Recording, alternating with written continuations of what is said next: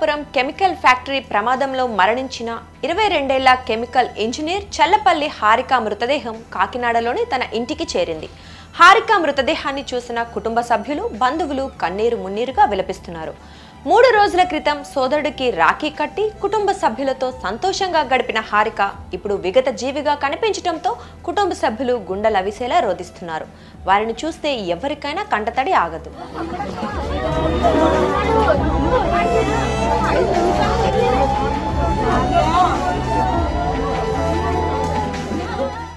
చర్లపల్లి హారిక చాలా కష్టపడి చదివి ఉద్యోగం సాధించిందని స్థానికులు చెబుతున్నారు.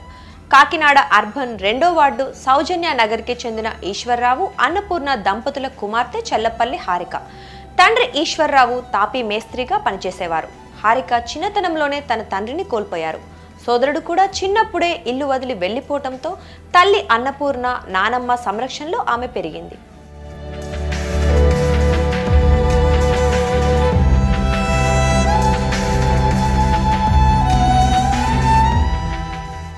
మెరిట్ విద్యార్థినిగా పేరు గడించింది హారిక. పేదరికంలో పుట్టిన చదువుల తల్లిగా ఎదిగి ఇడుపులపాయ IIITలో సీటు సాధించింది. అక్కడ కెమికల్ ఇంజనీరింగ్ పూర్తి చేసింది. 8 నెలల క్రితం కెమికల్ ఇంజనీర్గా ప్రస్తుతం ప్రమాదం జరిగిన అచ్యుతాపురంలోని ఎసెన్షియా అడ్వాన్స్డ్ సైన్సెస్ ప్రైవేట్ లిమిటెడ్లో ఉద్యోగం సంపాదించింది. రాఖీ పండుగ సందర్భంగా ఇటీవల ఇంటికి వచ్చిన హారిక పెద్దనాన్న కుమారుడికి రాఖీ కట్టింది. అనంతరం కుటుంబ సభ్యులతో ఆనందంగా గడిపింది. మరొక రోజు తమతో ఉండాలని కుటుంబ సభ్యులు కోరటంతో సెలవు కోసం ప్రయత్నించింది. కానీ సెలవు ఇవ్వకపోవడంతో అదే రోజు ఆమె విధులకు వెళ్లాల్సి వచ్చింది.